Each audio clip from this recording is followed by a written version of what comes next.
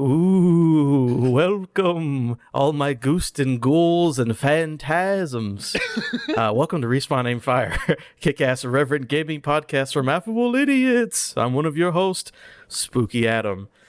And today I have with me the shrillest scream in the land, Chad Michael Ennis. It's Gene Parmesan! That's my spooky scream. Parmesan, huh? It's a Arrested Development thing. Lucille screams. Okay, I haven't watched that show. Yeah, it's all right. It's all right. Yeah, I've never seen that show before. I've got a pickle here today. I'm going to do the best I can to eat it off mic. Go for it. Yeah, this is episode 231. You can catch us on twitch.tv/affableidiots Sunday evenings at around 8:30 p.m. Eastern Time. YouTube and podcast services Tuesday at 9 a.m. Eastern Time in the morning if you don't want to catch us live. Upcoming on today's spooky, scary time show. Dude, this one was scary. PlayStation State of Play. We're going to run that down. Topical. Lots of news about sales numbers. Events are getting canceled left and right. And Amy Hennig is getting her own Marvel game. Only one of those is good. Can you guess which one? Probably the one about screening yourself for prostate cancer on a regular basis. That is a healthy thing to do. Yep, you should do that. That's a good thing. Especially if you're not 40. Testicular breast. If you're like 22, just do it every other week. Yeah, every other week. Send a camera up there every other week. Yes. You'll know. You'll know. Very good. Very good, Adam. Yeah, I try. We're going to go down to our main quest, which is a real spooky one. This is the rundown of that PlayStation State of Play third-party show that happened earlier last week. This breakdown is from Gabe Gerwin at GameSpot. Gabe Gerwin, GameSpot. That's like now, you ever hear the Kyle Petty, California tongue twister? Like you're supposed to say that as many times as you can. Kyle Petty, California. Kyle Petty, California? Yeah, Kyle Petty, California. Kyle Petty. This is like Gabe Gerwin, GameSpot. Gabe Gerwin, GameSpot. A, B, C. I think it was a really bad rap verse from Waka Flocka Flame a long time ago. So this show happened last week. I believe it was on a Wednesday. Yep. It was a third party. They were like, hey, we're having State of Play. It's all third party games. And then they showed us some third party games. And I'm not going to lie, it was not my favorite thing I've ever seen. There's a couple things in here, but whatever. We'll break it all down. But just real quick, we saw PlayStation Plus games for November. First Class Trouble was showed off. Star Ocean game, Divine Force, Bugsnax DLC, Death First, Let It Die. Kind of bugs and kind of snacks, gonna bite you in your ass. Yes, bug snacks. It's Bug Snaps. There was a PlayStation 5 episodic game, We Are OFK, which is kind of music video game. Mm-hmm. King of Fighters 15 beta. Little Devil Inside was an interesting one. Five Nights at Freddy's, new games coming out in December. Death's Door, this was a nice one. Yeah. Coming to PS4, PS5, and Switch. And then a free-to-play kart rider drift was also announced. So, I don't know if I encourage everyone to go watch it. I would say everyone look up a rundown and look up the trailers that are interesting to you. We'll talk about it here. The main thing on the internet, most people were like, this was not great. People are like, this should have been an email and maybe not a presentation. I guess we'll start top bottom. How did you feel about it? There were a couple of things I was like, that was cool. Yeah. But again, thank God I don't watch these things live because I would have been not happy. I think this thing gets more shit than it deserves. This particular State of Play. Mm-hmm. Now, I do admit that it was kind of light on announcements, but the ones that were there were like pretty not significant necessarily, but like they had some weight to them. I do agree that a lot of these could have been just like press releases or tweets or things like that. But there's a couple gems in here. The first one being Death's Door. Absolutely, everyone should play that. Game of the Year consideration right now. And now it's available on PlayStation and Nintendo consoles. Well, it will be on November 23rd. That was a good one for me. So that was a great thing to see there for all of you who had been holding out or who don't have an Xbox. Another really great one is Bugsnax, getting that DLC. And thanks to Greg Miller bugging them on Twitter, there will be now new trophies in it, which is going to be really great, coming in early 2022. And I think you touched on this, and you just kind of blew right past it. But man, the Little Devil Inside gameplay. It is, first of all, the game looks freaking beautiful. It has this like diorama, like miniatures kind of look to it. It has, I forget the name of the cinematic effect where like everything looks like it's really tiny and it's sped up, but and it uses the horizontal blurs. Anyway, it looks really, really pretty. It has some really interesting looking gameplay, kind of more of an adventure style game. Not much like, hey, hack and slash combat or things like that. It's just, you're exploring, you're meeting people, learning stories, all that kind of stuff. But I was very surprised by that. It was like 4 minutes of trailer, though. I don't know if I needed 4 minutes of that trailer. The same way I don't know if I needed, all 100 hours of The King of Fighters, which that was, again, probably more like 45 seconds, but it felt like 100 years. But yeah, there were some things in there that were pretty good. And some things that I learned about that I'm kind of glad that I knew about that I would not have clicked on otherwise. Like, for instance, We Are OFK. Like, that is a game based around a band making their first record, I believe, and you play music videos with them. But it's also like, it's a real band. Like, you're playing a game, but also this band exists, and they have a single out right now, and they're making an album, and it's like, that's such a really cool thing. I'm not 100% sure I'm going to play the game, but I'm glad I know it exists now, and I would not have looked that up, or if I saw a screenshot of it with a headline on IGN, I wouldn't have clicked on it. So, like, there are a couple of things in here that I'm glad that it happened, but yeah, also this generic-ass free-to-play kart racer, kart drift, like, I did not need all 100 hours of that trailer right there for some literally like, it looked like a free-to-play mobile capitalize on in-game transactions generic-ass kart racer. Anyway, some good things in there. Oh, Five Nights at Freddy's, all them youngins. I watched this with Brent. We were talking on the PlayStation Party app, and he was freaking out over this. Apparently, this is like the best Five Nights at Freddy's has ever looked, and all the kids are going to be super duper stoked and jizzing in their baby pants. So that was good for some people, I guess. Mm-hmm. Yeah, I was on Pixel Street this last week. Pixel Street podcast. John invited me on. Those are some good fellas. Yeah, some cool dudes. And we talked about this, and they were pretty down on it. I sort of agree, but I'm also halfway with you. Like, I thought Little Devil Inside looks awesome. Yeah. I don't remember the original trailer of that, but I was like, oh, yeah, I've heard of this game. I'm like, oh, yeah, that game looks super cool. Again, this whole show just shows me why the way that I do it's the best way to do it is just wait 10 minutes after it's done and have somebody break, like, here's the videos, and they clip them out for me. Yeah. Because, like, King of Fighters, I'm like, I can skip that. I'm not going to waste my 100 hours watching that, and it's cool. But, like, Little Devil Inside to me looked really cool. Death's Door is a big deal. And then I think the OFK I came around on. When you first hear the, like, oh, you play music videos with an indie rock band, I'm like, okay, right. Indie rock band, here we go. But it was pretty charming, and I kind of like the way that looks. I'm interested in that. I don't know if I'll buy that, but I'm way more interested than I would have been. I like the meta, like, sense of humor in that trailer too, where they were like, hey, how's the thing coming for the PlayStation State of Play reveal? Oh, like, that was really cool. I like that. It's like, we're here. We're in real life. So those things I do think were standouts, and those other ones were either I don't care or like, that looks bad. Yeah. Especially that First Class Trouble, which is going to be on PlayStation Plus, which is the Among Us third-person game. I'm not going to lie, it looks bad. Like, you should just wait for Among Us to come out to PlayStation and every other console in December, because that one is like, oof. This did not make me want to download. I mean, I'll download it because I download everything just because it's a free game. Me too. But I will literally never play that game ever. So I think the only reason what that was, I'm going to look it up right now. You're on a spaceship and you pretend to be a robot or you're a human. You look it up. It's whatever. For me, I think that I don't really get actually mad about this stuff. I'm not one of those people. I don't get mad about video games. So, like, that's not for me. I don't care. Sometimes I'll get mad, but normally not. I think the problem that they ran into was that they were like, it's a state of play, because everyone has in their mind that state of play means big things, instead of just being like, this is a PlayStation blog presents or something like that. When you say state of play, because the last day we played was great when they were like Spider-Man, Wolverine, God of War Ragnarok. Like, that's the last one we had. And the one before that was Horizon Forbidden West. That one was a PlayStation there might have been one in between. The Wolverine showcase, but it was still, wasn't that a state of play? It was not branded state of play. It was a showcase. Gotcha. What was the last state of play? Was that Horizon? Yeah, I think it was the Forbidden Horizon West? Deep Dive. Right before E3? Yep. Gotcha. Normally when people say state of play, I got showcase confused. You're right. That's my bad. I think people expect more. So they were like, you're just showing us things that these aren't a big deal to us.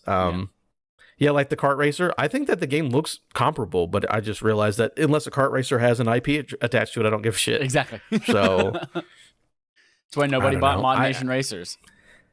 No, exactly. Yeah, I'm just glad I don't sit down and waste my time. But there were things here that I was cool with. I can see what people were upset with it. It's all about expectations, man. You got to set them. But PlayStation wants you to get hyped, so every company wants you to get hyped. They're like, come watch our thing. It's a big deal. So, I mean, that's just how the industry works. All press is I think there was some pluses. Even if it's people disappointed and shitty. Yeah, they're still talking about PlayStation. That's all that matters. So, yeah, I'm at like, hey, these three things are really cool, and that's what I'll focus on. And I will literally never think about Star Ocean Divine Force ever again in my life. Yeah. I'm fine with that. Bug snacks. Whoa, whoa. Talking about bug snacks. I'm so freaking pumped for that. I'm not going to spoil anything about the end of Bug Snacks, but I'm really curious how this game exists in the timeline of Bug Snacks. Prequel. Who knows? Perhaps. The only last thing on this is that I love how this Deathverse Let It Die game. I'm like, remember Let It Die? Remember that game? I don't remember it at all, but these look like a bunch of like weird generic versions of other characters that we know and love, all beating the shit out of each other in like a battle royale type fashion. Yeah, Let It Die was a free-to-play PS4 exclusive from Suda51, I believe. Okay. It came out in 2015, and everyone was like, oh, Suda51, a PlayStation exclusive, and then no one ever spoke of that game ever again. Yeah, I never heard it. It's almost like that, is it Deep Down or whatever, that PS4 launch game from Capcom that never came out? It never came out. Somebody asked... I remember like 2 or 3 months ago, somebody asked a Capcom executive about it a couple months ago in an interview, and whoever it was said, man, I have no idea what happened in that game. It's still never officially been canceled. It's still technically in development at Capcom, but no, the thing's never coming out. There's not a single person working on it. But yeah, Let It Die, also one of those games that came out. I'm shocked. I honestly thought it was the down, but it's just like dirty game made by a Japanese company that... like a dirty world. It's like, oh, everything's grimy. Dirty game. And yeah, and it's just that they're like, it's not even a Grasshopper, whatever Suda's company is. It's not even them. It's just someone taking his IP and making a battle royale arena fighter out of. I'm like, okay, another game that I can take out of my mind and never think about. Yep. But hope people enjoyed it. It was whatever. It's fine. If it's free on PlayStation Plus, I'll play it one time on a game night with some people. I will download it, or I will claim it. I will not download it. But speaking of playing things that we actually have downloaded, we're going to get into playtime. Chad, what you been playing? A lot of the same. As of late. A lot of the same. Prince of Persia 2008, starring Nolan North, is our barf game of the month. Backlog accomplishment with Respawn and Friends. It's the game you told us you wanted to play, or you wanted us to play. I'm maybe halfway through that game, and we're going to talk about it sometime this week. And that's all I'll say about that right now. And Destiny 2, I do have like a little bit of an update. We've been like bashing our head against this Vault of Glass, which is a raid that was from Destiny 1. It came back in Destiny 2 in May. And I have tried this raid. It took me 29 hours, and we finally beat it. I've put 29 hours into this raid, which is more than I put into The Last of Us Part 2. And that game's enormous as well. I put more hours into this one raid in Destiny than I have into The Last of Us Part 2. But we finally beat it, and it was so wonderful. And we beat it all in one sitting, 2 hours and 24 minutes, when normally we would have like taken 4 hours to even just like get to the boss, and then 4 hours to fail at him. So it was a pretty awesome Tuesday night. Not gonna lie. And then we just got ourselves a nice little tight-knit raid group, and we all know our roles and all of these things really well. And so Saturday, we beat Deepstone Crypt again, and we're just like raiding like crazy. So Destiny 2 is great. That's it. That's all I ever play anymore. So you just run that every week? do your raids and try to get your times better or whatever. Yeah, at the end of the raid, like you have a chance to get an exotic rocket, like an exotic weapon at the end of most raids. So we're trying to get everybody that weapon, and the more you do the raid, the higher your chance of getting it. So that eventually you're gonna have 100% chance of it dropping. So allegedly. I don't know if I said this on here. I did have my friend's brother they were doing Vault of Glass, so he could get that, whatever that gun you get from it. He cleared it. I think he said he had cleared it 33 times and never got the drop. Woof. I was like, ooh, boy, that sucks. And it's like, your percentage goes up. I'm like, by what? 0.1%? Exactly, Because like 33 clears, you should have that weapon at this point. But that's the next thing I want us to farm is that Vex Mythoclast weapon. And we just realized too that we could be just like saving a checkpoint at the beginning of that boss and just redoing the boss over and over and again without having to redo the whole raid. And so I think that's what he did. Yeah. You can do like a certain amount of clears from right before the boss or whatever. Yeah. So November, there's not going to be. They've just announced for the next 5 weeks. There's no new Destiny 2 content coming out. No seasonal stuff. No anything until the 30th anniversary celebration on December 7th. So it gives us plenty of time to just like catch up on shit and go farm. Get caught up. All right. That's all I played. Cool. I also played Prince of Persia. Can't wait to talk about that. Can't wait to be done with it. That's all I will say for that video game. Nolan North does a really good Nathan Drake. I also played some Back 4 Blood. Played some more campaign of that with friends. How'd that go? Did you play that with some community folks? No one hit me up. It's all good. They hated me. No, I just posted it I posted on like Wednesday and no one bit, but that's cool because I'm still down to play whatever because this game is fantastic. We played about half. So there's acts, 1, 2, 3, and the 4 acts. The 4th act is only one mission, and there's however many. There's like 8 missions per act. So I started in the beginning of Act 3 because that's where my buddy was at, and we got to the halfway point, and we had a good time. Played some crazy ass zombies. There's a thing called a hag. So you remember you played Left 4 Dead ever? Left 4 Dead 2, yeah. You played 2. So remember the witch was like, don't mess with the witch because she'll fuck you up. Yeah. So it's like if you startle her, she destroys you. So I'm like, hag must be their variation of the witch. No, the hag is way worse. If you startle, you do something to attract a hag, and she's a gigantic monster with like a bunch of arms in her mouth, and she grabs somebody and literally swallows them. And you have to like shoot her back to get them out of her, or she like takes them away and they die. That's kind of awesome. It's wild. And I was like, terrifying, but it's also awesome. Yeah, so we had the hag show up twice in our run from like in our we played like 4 missions or whatever to get to the halfway point, and she showed up twice. And she got the same person both times. I was like, sucks. We were running with 4, and I was like, man, it sucks to be you, but that was terrifying. I do not want to get swallowed by a zombie monster. I'm good. But no, game's great. Had a fun time. Ready to go back, and we're just playing on normal difficulty. So I'm ready to clear the game once and then go back on harder difficulties and have fun. Nice. So anytime anyone wants to play that from the community, just let me know, and I will play with you because I want everyone to get in on it. But then my last thing I played, it was an old goodie. I purchased this game. Well, actually, did I repurchase this game like an idiot? I don't know. No, I had the disc. So there used to be a thing where you could go to Redbox and buy the games at super cheap. So like whenever a game was no longer in rotation, quote unquote, they would sell the disc for like $5. So I would used to go to Redbox because there was an app you could look it up. It's like, oh, I can buy Dark Souls 3 for $5 if I don't care about having a case. And Dark Souls 3 had been out for like 4 months or something because they were like, all right, we're getting it out of our rotation. You could literally take it to GameStop and make like quadruple your money. Like it was a scam. But so I bought this game back in the day doing that. But I was like, they had a sale on this game with all the DLC. I'm like, you know what? I never actually played that much of it. I'm gonna go back. So I started. My back kind of hurts, but I've been playing the Fractured Butthole and that South Park RPG, and I've been having a good time. It just started from scratch, and with all the DLC content, I've just got like a ton of stuff at the beginning. So right now I'm dressed up, basically, Bane from Dark Knight Rises, where he's got like the coat with like the fur on it. Oh yeah. It's one of those, but it's purple, and I've got like a little top hat and a little black on my eyes, and I'm just a bruiser, so I'm just punching people with like a fur coat. It's a great time. I loved that series of games. Like from the very beginning of Stick of Truth, when they're like, all right, go ahead and make your name. And you like think, all right, what is my cool character name going to be? You go through all that and you put it in there. It's like, no, I think we're going to call you asshole. You're like, yeah, it doesn't matter. This is great. I'm in.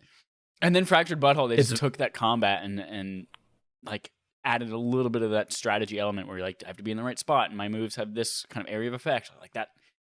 What a good evolution of that series. I think Fractured Butthole for me was like a little too long, and I never played any of the DLC. But it was, oh man, it was fantastic. And the superhero theme too. Great. Yeah. They definitely they nail it. It's South Park as hell in the best ways. So I'm having fun with that. I do love the name thing, but then this one it's like choose what your color your skin is, and it's like it says it's the difficulty slider. Yes. And it's like, it doesn't make the combat harder. It just makes everything else in life harder. So I had to play on the hardest difficulty of Fractured Butthole because I made myself in the game.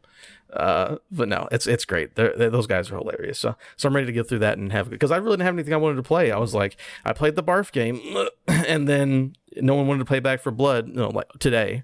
So I was like, I'm just going to boot up this game that I had downloaded and had a good time. So I'm going to keep playing that and get into that superhero stuff. You know? How wild is it? Like 2 months ago, the guys who made that game, South Park, Fractured Butthole, Trey Parker, Matt Stone, got $900 million. They got a lot of money from Paramount, didn't they? Yeah, to make a bunch of movies and more seasons of South Park. It's like, God. And they're probably what, like late 30s, early 40s? The fuck are they going to do with $900 million? They've been doing it forever, man. They just like sit down. I love how, an episode's, 26 minutes or whatever, and it takes them 30 minutes to record it. Like all the voices. Yeah. Because it's just them just doing the same voices over and over again. They've got it down perfect. I love those guys. They're very 50 funny. and 52 years old. 50. Yeah. I mean, they've been making it since the 90s, so that makes sense. Yeah. Late 90s. So yeah, just good on them. Get your money and make your good stuff and keep making me laugh. All right. That's it for playtime. We're going to go ahead and move into the mask of the phantasm of the podcast. Quest log. Ooh, Mask of the Phantasm is a Batman movie. Anyways, nothing to do with the actual I wish. Speaking of superheroes, we're getting a new Marvel game from Amy Hennig. This is from Eddie McCooch at GameSpot. Whew, this is a good one. A new Marvel game is coming from Skydance New Media, the gaming division of the media giant, led by writer and director Amy Hennig of Uncharted fame. Skydance New Media's game will be a narrative-driven blockbuster action-adventure title featuring an original story set in the Marvel Universe. Original. Keep an eye on that one. Hennig said in a statement, "The Marvel Jesus Christ in heaven, the Marvel Universe epitomizes." I saw epitomize. I'm like, don't fuck this up. And I just fucked up every word. Epitomizes all the action, mystery, and thrills of the pulp adventure genre that I adore and lends itself perfectly to an interactive experience. She also added, "It's an honor to be able to tell an original story with all the humanity, complexity, and humor that make Marvel characters so enduring and to enable our players to embody these heroes that they love." So, big news. She'll finally make a video game after 20 years. I'm very excited for her. Original story. And she says heroes and characters. So plural. I don't know if that means anything. Are you excited? What do you expect? I don't know what to expect because we know it's narrative driven and blockbuster action adventure, which, that's her bread and butter. The Uncharted series. That's what she was working on with Star Wars before that got canceled. And then her next thing before that got canceled. And now this. And that to me lends itself to like you are taking one person throughout a story and you're focused on that solo person, but like the language that they use, like Marvel characters plural, the Marvel universe, like it leads me to believe like this is a game that's going to be filled with a lot of different cameos and characters from everything Marvel, which doesn't sound necessarily like it's going to be like that Nathan Drake focused Uncharted game where you might play occasionally as like young Drake or something like that, but it is you're playing as one person throughout the whole thing. So I don't know. The language seems to be a little bit hazy for me, but I am very excited about anything Amy Hennig does for sure. And what else is she? She's writing something else too, right? I'm gonna look that up real quick. I think Forspoken. Forspoken, that's what it is. Yeah, she's working on Forspoken. But yeah, I'm very pumped. I don't see this necessarily being an original character, but probably just No. like a story that she's making up for this person that's not linked to any other comic or movie or anything like that. Yeah, it should be very exciting. I mean, they've been doing things that excited me, even for how much of a quote unquote miss Avengers is. Like, Yeah. I don't think that the game is like trash. It's just not what I want to play. But I don't like all the actors are good in it. Yeah, the actors Story's are good. The story's interesting. good. Like that's the thing about that game that I always forget is that the single player content is really good, and then you get to the end game and you're like, I don't want to do any of this anymore. Yeah, which doesn't. Yeah, the game is still. It's still like solid and good to play. It's just I don't want to do the live service stuff. But we've got that. We've got Midnight Suns coming out. Apparently, I mean, we'll get to it way later in the show. Marvel's Guardians of the Galaxy apparently is a big hit. I'm like, that game was a fucking 7 out of 10. It's like, no, apparently it's better than that. So they're doing big things. I'm very excited. I want to know what she's gonna do. Like, what could she do? It doesn't matter. It's gonna be fun either way, just based on her experience and her track record. As long as Marvel's been putting out bangers, regardless. So I'm just curious. I mean, we know not Wolverine, not Spider-Man. I hope it's something kind of obscure that that we But that's don't what really know Midnight about. Suns is. Midnight Suns is like, do you know who Magic is? But I mean, like Midnight Suns X-Men still has a character? lot of the characters that you know and love in the They Marvel do. universe in it. But like, I hope this is something. I hope it's a single character that you don't really give a shit about or know about, but you're on because it's Amy Hennig, and then it just like Guardians of the Galaxy was. No one gave a shit about that property until James Gunn made Guardians of the Galaxy movie, and then we're like, oh fuck, this is now one of my favorite things. I hope Amy Hennig does that with something, because we have Wolverine, Spider-Man. I love these games. I'm looking forward to them so much, but also these characters are very tired, and they're always getting the spotlight, and I'm ready to see something else. I'm ready to see something original.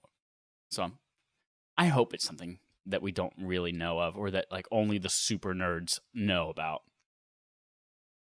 Yeah, I would like, just how Guardians were like D tier before James Gunn got a hold of them, and everyone loves Guardians. Even Iron Yeah, Man I mean, was. Like, not a ton of people yeah, liked I- Iron Man before that movie. when they made that was the first movie they made. I was like, Iron Man, huh? That's what you're starting with. But it worked out just fine. So I'm excited. It'll be good. Now on to some bad news. Woof. Speaking of Halloween, these things are going into their grave permanently. These next two stories, maybe not Ooh. permanently, but they're going down. Halloween kills these guys for real. PAX But South, like Michael gets Myers the and Jamie Lee axe. Curtis, they can never die. Yeah. PAX South gets the axe. This is from George Yang at IGN. At PAX on Twitter has announced that it will be shutting down PAX South for the time being. This is a quote directly from the tweet. While each of our other events has flourished, some of them drawing hundreds of thousands of attendees from around the world, PAX South has expanded and to some extent has remained the same show that it was when we opened it in 2015. They continued saying, facing with that reality and compounded by the impact of COVID-19, we've made the difficult decision to bring PAX South to an end for the foreseeable future. PAX South started in 2015 in San Antonio, an attempt to draw fans from Texas and surrounding states, but clearly failed to take off. So that's a rough one. PAX, I don't know if this worries me for the future of PAX, because East, and then they used to call it Prime, but I think now they call it West, PAX where West, Seattle yeah, and Boston seem to be doing fine. Like PAX East was literally the last thing before shutdown happened, and that place seemed to be popping. They've been able to pivot. They've been having their virtual shows and all that, but seeing one of the smaller versions of what they've done just like completely get axed for the time being, which again could be never come back, who knows, that's worrying. At least it wasn't the big one, but it's still like, oh, when an arm of what we do is no longer viable. I don't know if it was COVID related, or I mean, it's been around since 2015. Like, we haven't grown. Yeah. So I don't even know if COVID was the thing that did it. But so people in the Texas area, I guess you got to fly a little bit east or west for the time being. I think ultimately this is a good thing, and it's something a lot of companies are now starting to like reevaluate and not downsize, but like clean up a little bit. We had so many different conventions and so many, like PAX South, PAX West, PAX East, Gamescom, E3, Comic-Con still was like super games focused at times too. Like, and there are 20 of those Comic-Cons. So I think now that none of this has been able to happen for the last year and a half, paired with the fact that we're like pioneering some new ways to do digital events and have that experience, I think this is just PAX reevaluating and saying, do we need 3 live events? Or can we like cut the stragglers right now while we experiment a little bit with PAX West and PAX East and see what these might evolve into, and then reevaluate, do we need a 3rd event? Or maybe we don't. Maybe we just need one big event that we hold virtually that everyone comes to, or maybe there's an in-person experience part of that.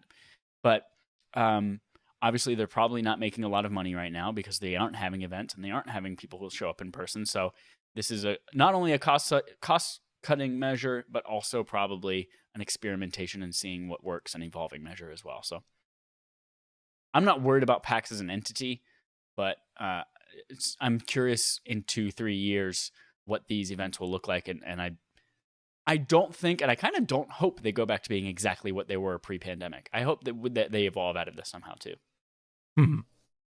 Yeah, I hope PAX stays around. Just of all the conventions that are around, there's Comic-Cons all over the place. There's in my city, we have a thing called Scarefest, which is just a horror convention. I think they say it's the biggest one. I don't know if that's true or whatever. There are conventions for specific things that people like, right?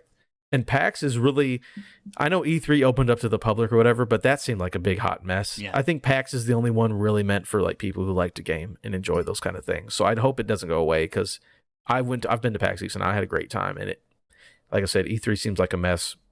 PAX seems like the one to go to if you want to go as someone going to see a thing. So yeah, I hope they figure it out and continue to make it better or whatever. Because if that went away completely, that'd be rough. That'd be just hot ass garbage. And I would not enjoy it at all. So I'm really excited. I've never been to a PAX, but I think oh, you should go. Yeah, definitely. I've always wanted. Yeah. I've been to Seattle a couple of times now, so I'd love to go to PAX West. I always get East and West mixed up. I'd love to go to PAX West since it's also kind of close too. But Boston's cool. We can go to East. Yeah. Speaking of things that got canceled after one season, just like the Purge TV show on USA, BlizzCon Online has also been canceled. This is from Rebecca Valentine, IGN. You see how I made that come in? I was like, it's all got to be horror transitions. Yeah. And I'm like, remember they had a Purge show on USA, which was decent. They did. But I don't think it lasted very long. All right. Blizzard has announced that it'll be canceling BlizzCon Online. BlizzCon, it's spelled very strange. It's BlizzCon Online. Yeah. Initially planned for early next year, while making an effort to reimagine future BlizzCon events to be more safe, welcoming, and inclusive. Oh, let me highlight that last word. In a blog post, the company said the decision was fueled by a need to redirect the energy Blizzard would normally spend putting on the event elsewhere, specifically towards supporting our team and progressing development of our games and experiences. Blizzard still plans to make some announcements for its portfolio of games in February around the time the event would have been held. It just won't be in the event format used in past years. So, another one bites the dust. Another one gets thrillered after Michael Jackson turns into a werewolf. Another event is gone. This one is a little interesting. This one, I mean, it's got two things. Blizzard is in trouble. It's like, we got to make our event safe, welcoming, inclusive. Yeah, you got to throw that word in there because you're in trouble for that one. And then, Blizzard's a mess. Yeah. And I don't think that they could hold any event this year, regardless of what the world situation is. We're still going to get we're still getting announcements. So we're still going to get the news out there, but fuck everything else. We're not doing any of that other shit. Everyone make the games and let's try to get past this lawsuit. But you go ahead. There's so much that comes along with a BlizzCon nowadays, with the Free Hong Kong thing from 2 years ago, and that whole controversy with China. And then like the Activision scandal right now, which is technically a slightly different thing than Blizzard, but they're still kind of wrapped up in that whole company. I'm sure that right now they are just saying, we probably don't need all this bad press surrounding all of the announcements that we want, and there's probably going to be a lot of protests and things like that if we hold this in person, and if we hold it online, I'm sure we're going to get DDoS to fuck, and who knows what might happen.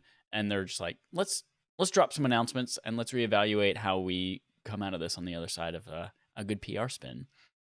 So this one I don't think is just like PAX, where PAX is like, oh, we're trying to figure it out and we'll be back and we're evolving. And this is like, let's play it safe. Yeah, absolutely.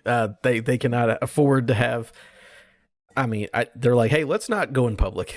Let's just sit in the house until this all blows over. And yeah, they can still do it for cheaper if they just announce it on a stream that people are going to say a lot of mean things in the comments, but whatever. They just move past it and get their news out there for their investors. Yep. So, 2 shows back-to-back canceled. Look at these news stories I had to put together. What a fun week. Everyone This enjoy your reminds me of, reseason. The April, May of the start of the pandemic, when it's like every week it's like, oh, PAX is canceled. Oh, E3 is canceled. Oh, this is canceled. Oh, Microsoft's canceling everything till August 2021. Oh, this, and it's just like, all right, that's what news is now, is everything's COVID. Mm-hmm. Yeah. Whew. Luckily, there are no more, let me double check before I say this, no more cancellations on here. We're good. But we will move on to some sales numbers. And you know what sells really good? Violence and gore. Nice. And Resident Evil for Capcom.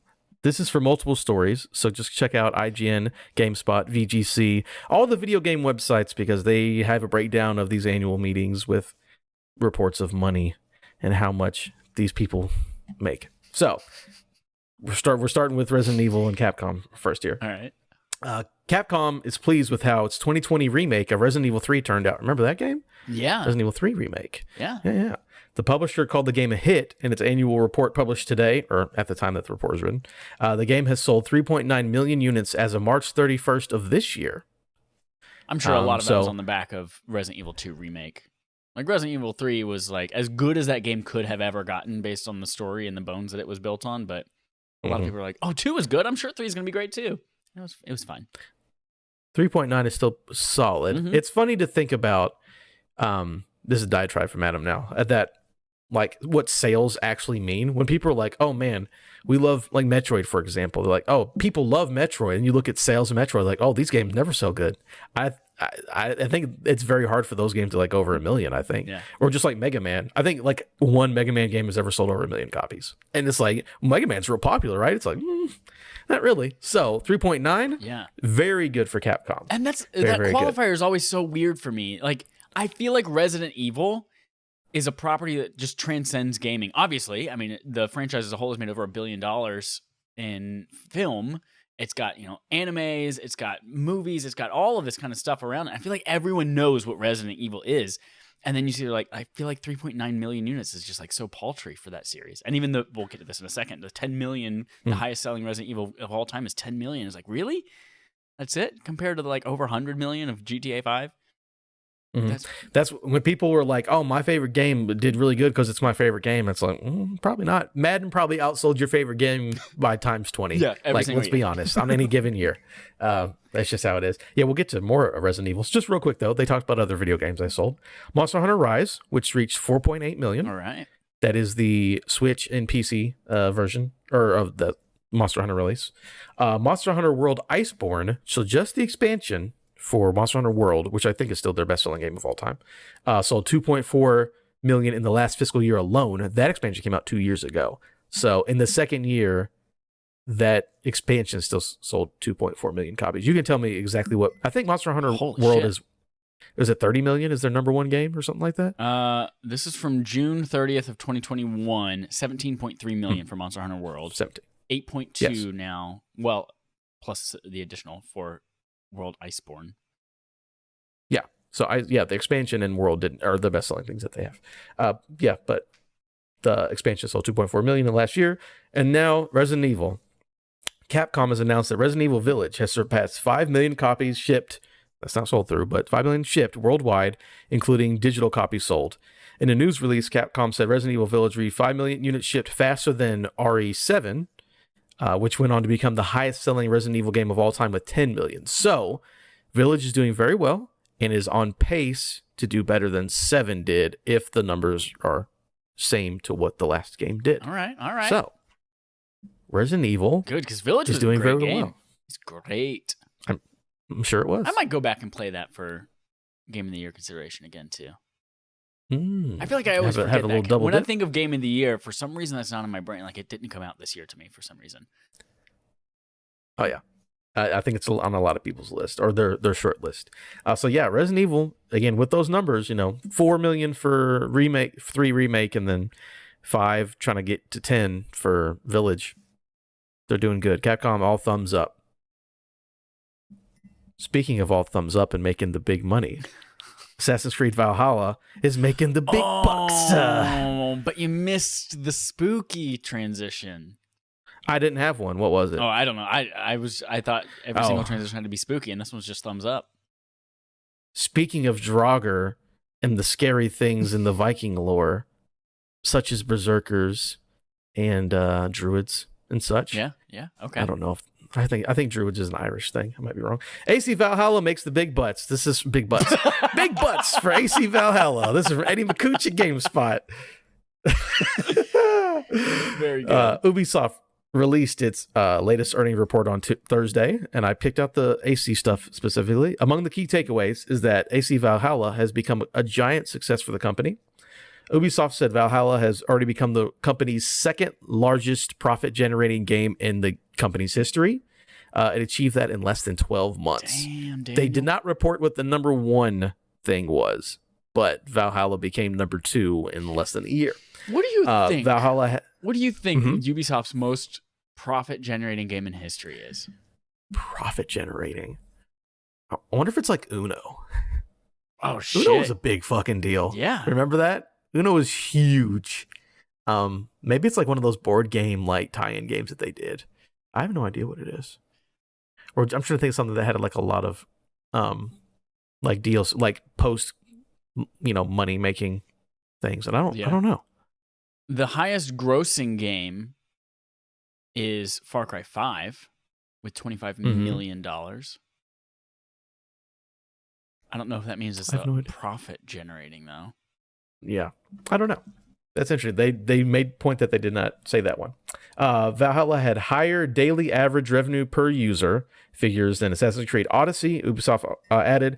Additionally, Siege of Paris expansion had record engagement. So apparently the DLC did the best that their DLCs have done in a while.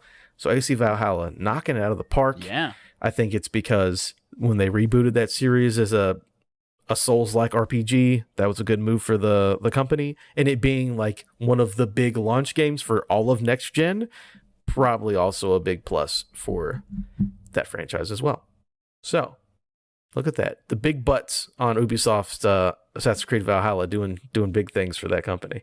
That's a game that like I don't want to play that game, but I want that game to have been played by me. Like, I want to wake up tomorrow and just have all the knowledge of having played that game, but I don't want to actually go back and I don't want to go and play it. It's a lot. I have not beaten it. I like it a lot, but it is quite a bit. I think I'm like 60 hours in at this point. I think I got like 3 hours in. And I could tell it was going to be a ton. Yeah, it's one of those. But the map was smaller than Odyssey, which I also 100%ed, which is crazy. Damn, you 100%ed Odyssey? Mm-hmm. Damn. Yep, and the DLC. Yep, that was crazy. Speaking of dying and coming back, just like Jason Voorhees, Returnal. Oh, nice. Not his mom, though. His is mom finally a playable... Do what now? Not Jason Voorhees' mom. She stays dead forever. Yeah, she never comes back. Returnal is finally a playable video game. It's from Matt Persillo at IGN. That is a hyperbolic statement for me. A new version 2.0 update for PlayStation 5 exclusive Returnal has added a system that allows players to temporarily save their progress and shut down their console. Who would have thunk it? What a good idea. Revealed on the PlayStation blog, the new system is called Suspend Cycle. This feature allows you to pause your current run, exit the game, turn off your console. Turn off, not rest. Turn off. Rebooting the game will then allow you to continue your run. As Returnal's game director Harry Kruger explains, Harry Kruger. I wonder if he's related to Freddy. The structure of the game, so stupid. The structure of the game remains unchanged, so this functionally is not a traditional mid-game save game option. By suspending the cycle, Returnal will simply create a single-use suspended point, and once you resume playing, the suspended point is deleted and cannot be used again. Your game will continue directly from the moment you left it, and you want to suspend the cycle again, your progress will be captured from that new point onwards. So, because, people are like to... the sanctity of my hard game or whatever. It's you save when you're not in when nothing's going on, and it's not permanent. You save it so you can turn it off, and then when you die in that run, the save's deleted. Yep. Or when you load up the run, the save's deleted. So it's just this is all that I've asked for because I wanted to play Returnal. I actually played a good couple hours of it. I was like, I like this game a lot, But then I would sit down. I'm like, do I have 2 hours to do a run? Exactly. No. Right. So I'm not going to play Returnal. This is exactly what I want. It's like, let me get, an hour, however long I want to get into it, and I can suspend it and come back. Because the problem wasn't that I was so hard, I'm trying to cheese the game. It's just I don't have 2 to 3 hours to sit here and just have to devote all my attention to it. Right. So for me, it's a big plus, and I will finally be able to finish Returnal just because I didn't want to put aside a whole days to play that game in case I went on a run. So I think it's a good thing. I'm sure there's hardcore people out there going to complain. They complain about everything. They complain about Reese's Cups, even though they're the best candy in the world. Hey, man. I think it's all plus, and yeah, it's good. Yeah, I'm pumped for feel? this. I got through 3 biomes when it came out, and then I picked it up like 2 months ago and got to the 4th biome, was riding high on the game again, and then now I think this is going to be the final push that makes me go back and finally beat this game. I love it. I adore this game. It's fantastic. But I never had the opportunity to just like sit down for several hours or to play this game through. Because you could like put your PlayStation into rest mode and come back to it, and it would be where you left off. But if the game updated or if you played something else, then it's wiped. So like that. That's kind or of if it just crashed. Or if it crashed. Because the game was which has crashing happened. at launch. Yep. I love it. This is great. I will be able to finish the game because I love roguelike games. And I enjoyed this game a lot. I really like the DualSense stuff on it. It looks very, very pretty. They also added a photo mode. I didn't put that in here, but they added a photo mode too. Yeah. So yeah, I'm ready to actually be able to finish the game because I was having so much fun, but I was just like, I literally don't have 2 hours to sit here and do this. Yep. So this has fixed my only problem. Good on you, Returnal. I appreciate it a lot. Oh man, this one actually is spooky unintentionally. Everyone bow your heads, put your prayers up, grab your rosaries, and do the left, right, up, Ay, down, Dios center. mío. For Holden's memorial segment, the Nintendo expansion pass is having some struggles. It's from Matt Persolo at IGN.com and from everybody on the internet. I'm sure you as well, Chad. You can talk to us about Look it. at this. Look what I got. Hey. I got that N64 Oh, that's controller nice. for no reason because I'm never going to play any of those games, but I want a Bluetooth N64 controller. It is nice. So, some players who have upgraded their Nintendo Switch subscriptions to access the new expansion pack are upset about the performance of the services Nintendo 64 games. Many issues have been collated into a reset era thread, which has attracted further submissions from players who are unhappy with the service. Common complaints focus on the input lag, such as input lag in OOT is so bad, and pretty noticeable input lag and audio delay in all N64 stuff so far. These are just people from that reset era thread. Alongside input lag, players are reporting sound effect delay and issues with music playback, as well as strange button layout problems that reverses the placement of the A and B buttons, and no options to remap your controls. I also saw things where, like you're playing Mario Kart and it's like insert memory card, as if like this is literally the exact N64 version with no updates because there's no memory card on any of these controllers. There's been some things where I think you kind of said it a couple weeks ago, like these are going to be the worst versions of these games. And I don't think you're incorrect. Yeah. I don't know. When I said that, it wasn't necessarily like the emulation is going to be terrible. It was just like, hey, this is going to be all the old ass versions, and it's going to be on a system that's not optimized for it. And there are newer, better versions on accessible hardware. But man, to see all of the problems that people are having, even so much as like the button layout, like the default layout, in fact, the only layout that you're able to have. The Switch Joy-Cons, the C buttons, you only get 2 of the C buttons.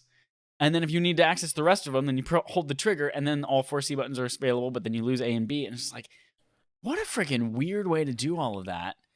And then you can't remap shit. So if you're in a game where like you need to access those C buttons a lot, like there are a ton of games that use the C button as a camera, and you probably need to be using that camera a lot. Like you're going to hold that trigger the entire game. Mm-hmm. So... sells a lot of $60 Nintendo 64 controllers for Nintendo Switch, I'm sure. Yeah, and the audio delay, watching people like freaking bug out into the sky in Mario Kart, like the input lag though is something that like blows my mind because there's not really input lag via Bluetooth much at all with Joy-Cons or the Pro Controller on regular Switch stuff. I don't understand why it would be such a huge thing in the N64 emulated stuff. Yeah, not a good start to not a good service for not a good amount of money. Not great. What for you specifically? Where were your issues that you had, if you had any? And then does that N64 controller help? I will not play this service. I have not and will not. You just got the controller to have the controller. I just got the controller Gotcha. because I wanted a Bluetooth N64 controller. I don't blame you. Yeah. That's not great to see, but I guess we kind of guessed it. I was like, I'm sure they'll figure it out. It's like, no, these are literally just the ROMs from the N64 just thrown onto the Switch. Like they did nothing to these, which is upsetting. If Holden was with us today, actually, he might be rolling around in his grave because it is Halloween. So spirits and bodies are known to do that. But I like to imagine Holden. I don't imagine Holden is the type of person that dresses up for Halloween, but I like the thought that he went so extra that like he dug a grave in his front yard and is just rolling around in normal clothes just to celebrate Halloween. This is awful. All right, that is all the spooky news for us that we've had this day. Again, a lot of bad, some good, very interesting things. But that's not the end of the show. Surprised look in my face for audio listeners. Segment from Adam. Segment from Adam. Segment from Adam. We're doing the segment from Adam. We're going to do it. This is Game of the Year Watch, October 2021, where we go back and look at the month that just happened. And I go on Metacritic, and I'm like, what are the best games that are an 80 or above that could potentially be on people's list for Game of the Year that we need to talk about and decide if we're going to play for Game of the Year? There was only 5 this month that were that 80 or above. Ooh. Sorry, Super Mario Party All-Star Party Mode. You were 78. You didn't make the cut. Ouch. Don't know what to tell you, buddy. But number 1, so we have a list of 5. We can go through all these and, what we think, if we're going to play them, if they should be Game of the Year. Number 1, Metroid Dread at an 88. I've listened to your RAF reviews. I assume this will be on your Game of the Year list. This has a potential to be on your Game of the Year list. Yeah, absolutely. I think this is, looking at the games in October, I think this is easily going to win that month and has a chance at winning the year for a lot of people. For sure. I have no way to play it, but I will fully back anybody who says that it's very good because it looks like a very good Metroid game, which I was very excited about. Number 2, Inscription at an 84. This one I just started hearing about a week ago. It is an indie game that starts as like a card battler. You play against a dungeon master, but then the game apparently changes genres partway through. Apparently it's a really crazy, very interesting, good It's a Devolver indie game. Devolver. Yes. Yep. So you already know it's going to be banger. I remember seeing this at Devolver's E3 press conference. And yeah, this looked dope. Sitting at 84 on Metacritic, which is the number 2 game of the month.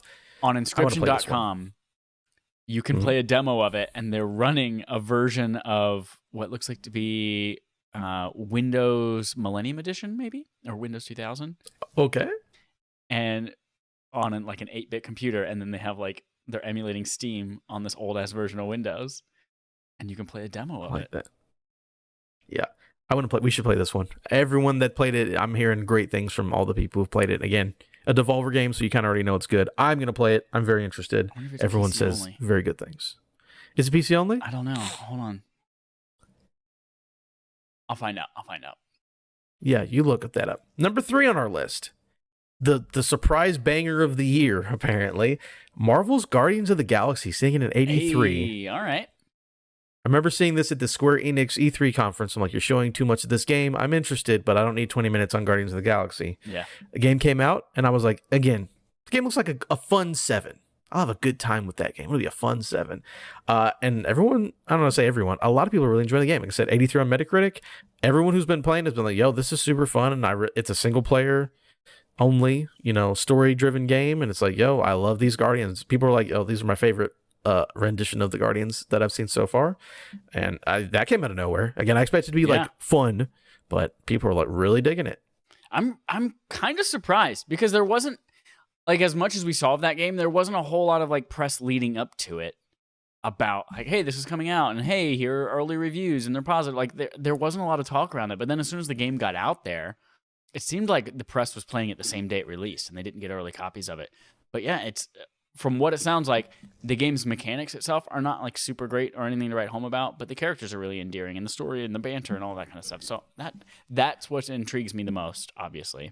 Mm-hmm. And in fact, it kind of reminds me of Telltale games, where obviously you're not there for the gameplay because that's hot trash. Yeah. But it's the stories, the actors, the everything in it. And Inscription, by the way. There's a new. Go ahead. Inscription is PC only and Windows only. So I have no way of playing that game, unfortunately. I'll play it for you. Thank you. I would have swore that game would be on Switch as well. You know what I'm saying? Like it feels like one of those. I'm sure it will. It'll come there eventually. Yeah. I'm sure like Return of the Obra Dinn and stuff like that did. I will try it out then.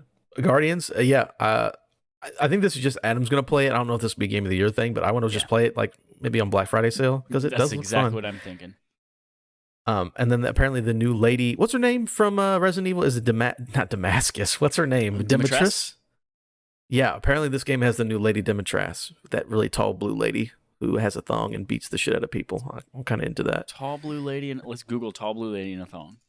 I would Google Guardians of the Galaxy game sexy lady, and I guarantee she's going to be the first thing that pops up. Blue thong panties at Macy's. There you go.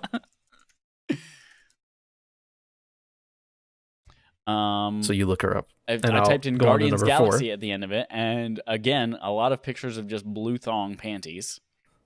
No, Guardians of the Galaxy game, Blue Lady. Why Put we that love in. Karen Gillan from Guardians of the Galaxy.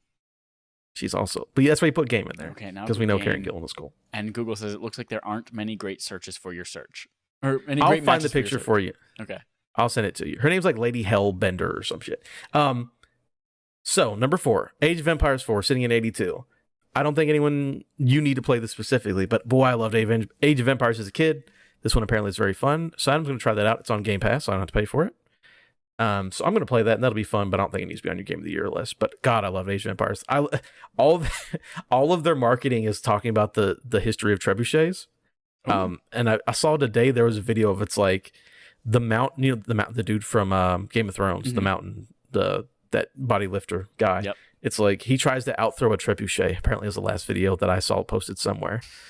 All for Age of Empires 4 marketing. So I'm like, you know what? Whatever. Let's go. That's a good time. And then at number 5, Far Cry 6. You can hear our opinions about that on RAF Reviews. Sitting at an 80 on Metacritic. Again, I don't think this is a Game of the Year contender, but it's a good Far Cry game. I don't think it needs to be played for Game of the Year, though. Even as a dude who really enjoyed that game, this should not be played for Game of the Year discussions. So, that's October 2021. Game of the Year watch. Good times. Yeah, it's a pretty solid month, honestly. I mean, it's not nothing's gonna blow you out of the water, maybe, but yeah, it's a solid month. I think those top 2 could potentially blow some Metroid people out of Dread, the yeah, water. for sure. Inscription, you'll know whether or not that's for sure, but I won't. And then yeah, we've already like the other 3, probably not Guardians of the Galaxy. Like none of these are like Game of the Year type things, but good games, I guess. I'm excited to actually play Guardians over Thanks. I have 9 days of Thanksgiving break. And I don't think I'm going to go home to my family's place because I'm just going to be there for Christmas again. So I think I've decided I'm just going to stay home and just get the Platinum in Last of Us Part 2, play Guardians of the Galaxy, play Deathloop, get through Returnal. I think I'm just going to make it a freaking gamecation. Play some video games. Yep. See how long you can stay in the same underwear. Ooh, no, that sounds bad. That sounds like a bad idea. I did one time see how long I could be, like 4 or 5 years. No, it's probably only like 6, 7 years ago. My roommate was gone in Chicago for a while, and I saw how long I could go naked, and realized it was about 3 days. And then I realized it's probably the longest I've ever been naked in my entire life. Like even as a baby, you come out of the womb and you're immediately swaddled in a blanket. Yeah, it's like total time in your entire life being completely naked. Yeah, because 10-minute showers, and that's basically the only time that you're naked. Compared to 72 hours straight, it's probably about equal. And I'm not a naked sleeper. Otherwise, that skews the results way off. That's at least 6 to 8 hours a day of naked sleepy. Yeah, if you're a naked sleeper, you're a psychopath. So it's not a big deal. That's it from me, though. Welcome to Game On Game Show, the Game On Our Gaming Show where we play a game called Game On Our Gaming Show. On our game show, game. We have a new game today, Adam. This one is called Nolan North is Raptured. Long live Nolan North. Oh, no. Yeah. I stole this idea from Easy Allies. They play a similar type of game. Their game is like, hey, this movie, trouble on set, and the lead actor of this movie had to leave. Which of these 3 game characters is going to take their spot? I took that, turned it on its head, and say, here's the setup. Nolan North gets raptured. The actor, the voice actor who's played almost everyone you've ever loved in a video game, gets raptured. Mm-hmm. But he also gets raptured. God takes him out of everything he's ever been in as well. So all of his video games he's now missing from. Yeah. And so the gaming industry right now has to scramble and replace him in all of your favorite roles that he's ever played using only the celebrities that we have on hand. So we have to go through, I've got 6 different roles that Nolan North has played, and we have to figure out, of the 3 celebrities that are available, who's going to replace Nolan North as this character. Oh, you're giving the celebrities as well. Yes. Oh, because the cheat answer would just be put Troy Baker instead of Nolan North. Exactly. But we can't do that. No, Understand. Troy Baker's booked up. He's got a bunch of stuff going on. So we have a bunch of celebrities here that are available for each role. We're going to start with the easy one. The most notable, most recognizable Nolan North role, Nathan Drake from the Uncharted series. He's now mysteriously missing from that entire franchise. We got to replace him ASAP. However, we only have Martin Short, Dave Bautista, and Rick Moranis available for the role. Who do we cast as Nathan Drake? The actual answer should be Dave Bautista. What I want is Rick Moranis. I feel like... because he's such a wonderful person. Dave Bautista would be... I feel like he would be so stiff. I feel like he can be really, really funny in like situations where you wouldn't think that he's going to be funny. But Nathan Drake, he's got those quips. He's so witty. I think Martin Short Nathan Drake would be freaking obnoxious. The older I get, I realize I cannot stand Martin Short. You watch that Hulu show that came out that everyone's talking about murderers in the building podcast show, whatever? No, I've seen that on Hulu, but I have not watched it. Everyone's talking about it, but I can't watch Martin Short do anything. Mm-hmm. But what do you think of Rick Moranis and Nathan Drake would look like? I mean, it would just be Honey, I Shrunk the Kids. He wouldn't be the embodiment. He would only be a voice. And it would be funny. You see this big, handsome, brown-haired man, and then Rick Moranis' voice comes out of his mouth. And it sounds... And again, I want the caricature of Rick Moranis. Okay. So like, oh guys. I can't do Rick Moranis because I can't do a small, that was a little bit of a small Canadian man. Yeah, I know. Oh, Kirby. So I just like Rick Moranis. But here's Dave Bautista. You said he would. I think he'd be great on it. Just imagine this. I'm going to back away from the mic so I'm not. All right. He starts to slide down a thing. Oh, shit. Oh. That's Nathan Drake, man. That's exactly what Nathan Drake does. Every time he falls down something, no. But it's just Dave Bautista can do that, no problem. Can Rick Moranis just be the vuvuzela that goes, whatever that is? Oh, when you die? Yeah, Dave Bautista can scream easily. He's literally screamed for 20 years of his career when he got punched. Like, every time you get punched in wrestling, you got to do a noise and make a grunt or a scream. He can do that all day. All right. We'll cast both Dave and Rick as Nathan Drake and the vuvuzela, or whatever that instrument is. Rick Moranis is the death rattle. All right. Next role that Nolan North is missing from that we have to replace him. He played Raphael in TMNT in 2007. So the Ninja Turtle, Raphael. Available for the role, we have Jaleel White of Steve Urkel and Sonic the Hedgehog fame. We have Jim Gaffigan. And we have Michael Cera. All those actors you just named are actually just Michelangelo. So I don't know why you put those guys for Raphael. That's who was available. One more time. It was Michael Cera, and who are the two Michael others? Cera, Jim Gaffigan, and Jaleel White. What's Jim Gaffigan from? I know the name, but I can't He's put the a face stand-up to it. comedian with the blonde hair. He's like, Hot Pockets. That was his big thing, was the Hot Pockets. Oh, okay. You know what? Give me Jaleel White. Because I've actually watched Family Matters recently for some reason.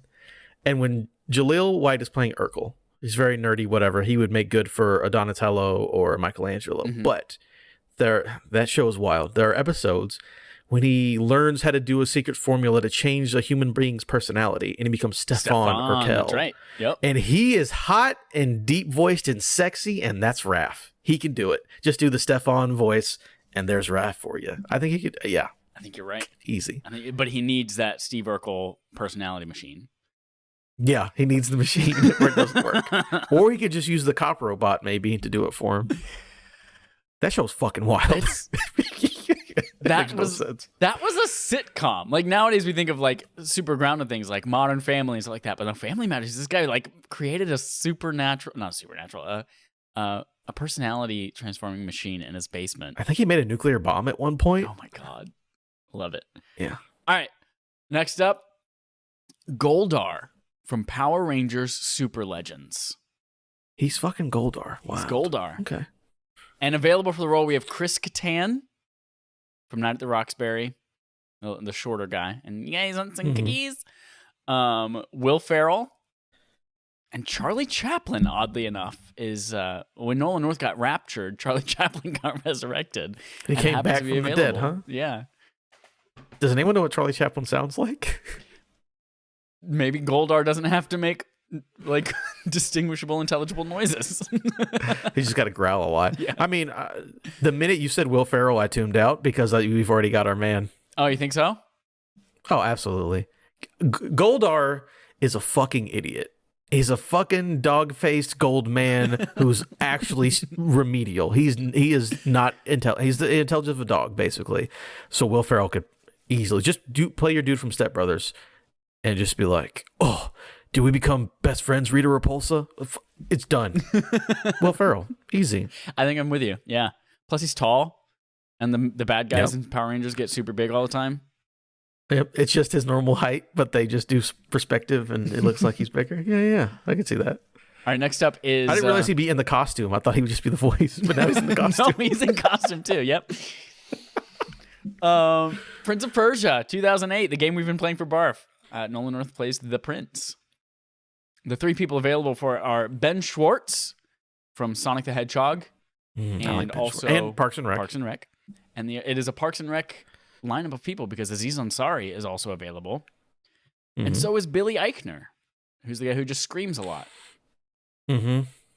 All voices also in Bob's Burgers a lot. So let me tell you, you just named three people I absolutely love as actors and voice actors. Oh my God. So, I mean, when you said Aziz, I just immediately thought of Daryl from Bob's Burgers. He's like, oh, guys, I don't know about this. I'm like, I don't know if that should be the prince. Even though I know that's not his normal voice, but that's what I thought of. So between Ben Schwartz and what's the other guy's name? Billy Eichner. Said it. Eichner, who is Timon from the Lion King reboot. Yep. So, do I want Eichner or Schwartz?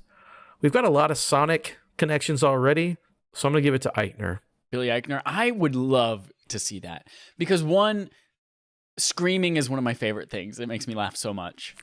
And Billy Eichner just loves screaming things for no reason. Two, you probably haven't seen this because I don't think anyone else in the world other than me has seen this, but Billy Eichner has a TV show on Netflix. Billy on the Street. Billy on the Street, yes! Baby, I love that shit. The Are You There, God, It's Me, Margaret? What do I call that? Quiz Me, Cat, It's Me, Margaret. Yeah. That game that I play, a game on game show, is inspired by Billy on the Street. So I don't remember that part. Yeah, I love Billy Eichner. I'm totally into that. Seeing him run around with Elika and just screaming stupid shit at her. Hey, you! Stop! Like, that's him all day. I fucking How many love of these it. seeds of light do we need? I swear to God, you're glowing. Yeah, he's perfect. I mean, we've established it. God, next up, we have two more. Deadpool from Deadpool. Remember that Deadpool video game? Yeah. Unrelated by to the Moon movies? Studios. Or High Moon. One of the two. We have three people for this one. Sylvester Stallone, Tom Hanks, and Hayden Christensen. Those are the three that were available for the role, just schedule-wise. What a fucking lineup. We can't do Sylvester Stallone because he can only do his own voice. Can you imagine Tom Hanks as Deadpool, though? I could imagine Tom Hanks as Deadpool. You know what I want it to be? I mean, the game exists, so we can't really change it, but I just want to watch Tom Hanks eat chimichangas at a nice restaurant. That's all I want. I like that. Just him. Just normal Tom Hanks. Just him. Doesn't say anything. It's just like that thing where you watch Alan Rickman drink tea for like 20 minutes in slow motion. I just want to watch Tom Hanks eat chimichangas in silence. That'd be great. What was the last one? Tom Hanks and who? Hayden Christensen, who played Anakin Skywalker as Hayden. an awful teenager/adult.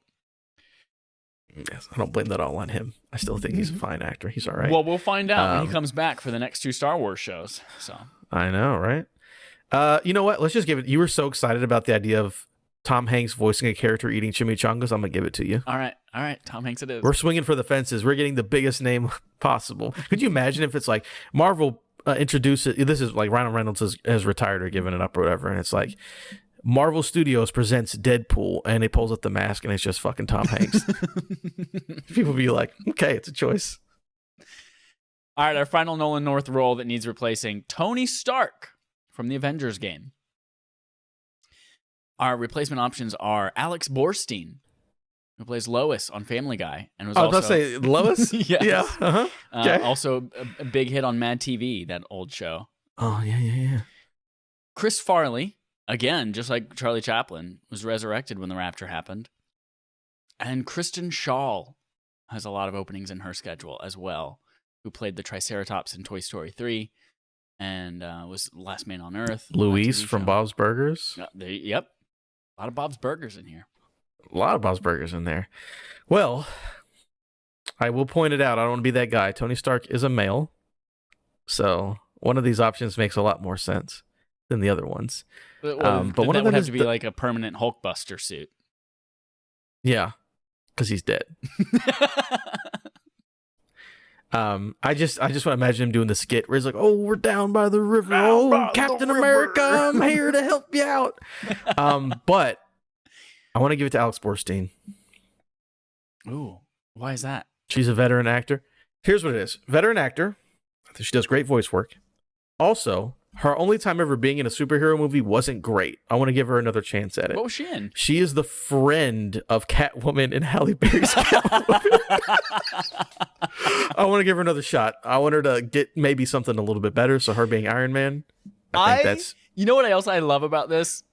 Obviously, they would redo performance capture and she would be in the game.